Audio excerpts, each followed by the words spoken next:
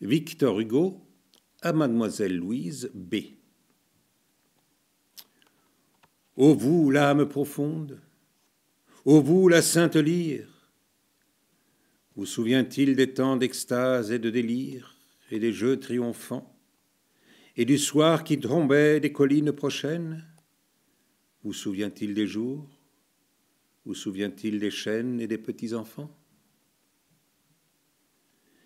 Et vous rappelez-vous les amis et la table, et le rire éclatant du père respectable, et nos cris querelleurs, le pré, l'étang, la barque et la lune et la brise, et les chants qui sortaient de votre cœur, Louise, en attendant les pleurs. Le parc avait des fleurs et n'avait pas de marbre. Oh, comme il était beau, le vieillard sous les arbres! Je le voyais parfois dès l'aube sur un banc s'asseoir tenant un livre. Je sentais, j'entendais l'ombre autour de lui vivre et chanter dans les bois. Il lisait, puis dormait au baiser de l'aurore, et je le regardais dormir, plus calme encore que ce paisible lieu, avec son front serein d'où sortait une flamme, son livre ouvert devant le soleil et son âme ouverte devant Dieu. Et du fond de leur nid, sous l'orme et sous l'érable, les oiseaux admiraient sa tête vénérable, et, gai chanteur tremblant, ils guettaient, s'approchaient, et souhaitaient dans l'ombre d'avoir, pour augmenter la douceur du nid sombre, un de ses cheveux blancs.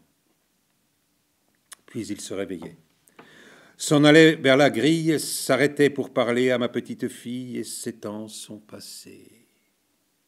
Le vieillard et l'enfant jasaient de mille choses. Vous ne voyez donc pas ces deux êtres aux roses que vous refleurissez? Avez-vous bien le cœur aux roses de renaître dans le même bosquet, sous la même fenêtre? Où sont-ils, ces fronts purs? N'étaient-ce pas vos sœurs, ces deux âmes perdues qui vivaient et se sont si vite confondues aux éternels azurs?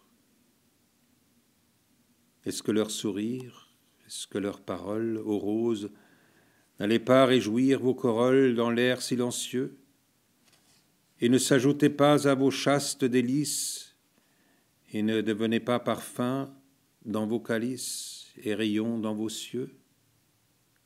Ingrate, vous n'avez ni regret ni mémoire, vous vous réjouissez dans toute votre gloire, vous n'avez point pâli. Ah, je ne suis qu'un homme et qu'un roseau qui ploie, mais je ne voudrais pas, quant à moi, d'une joie faite de tant d'oubli.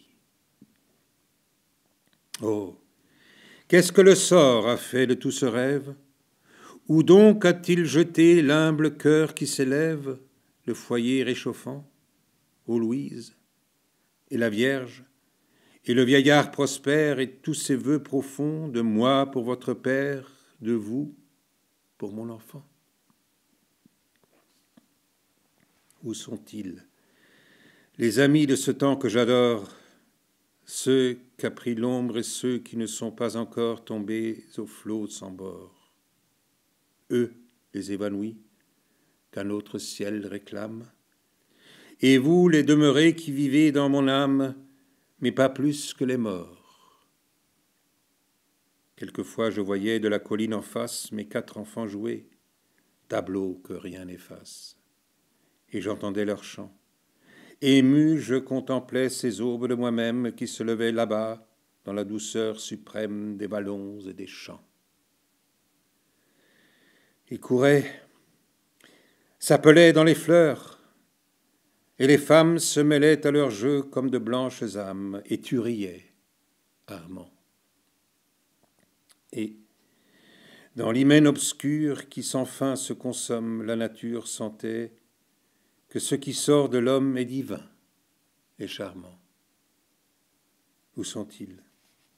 Mère, frère, à son tour chacun sombre. Je saigne et vous saignez. Même douleur, même ombre. Au jour trop tôt décru. Ils vont se marier. Faites venir un prêtre. Qu'ils reviennent, ils sont morts. Et le temps d'apparaître, les voilà disparus. Nous vivons tous penchés sur un océan triste. L'onde est sombre. Qui donc survit? Qui donc existe? Ce bruit sourd, c'est le glas.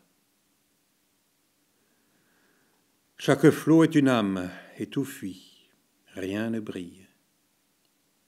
Un sanglot dit « Mon père », un sanglot dit « Ma fille », un sanglot dit « Hélas ».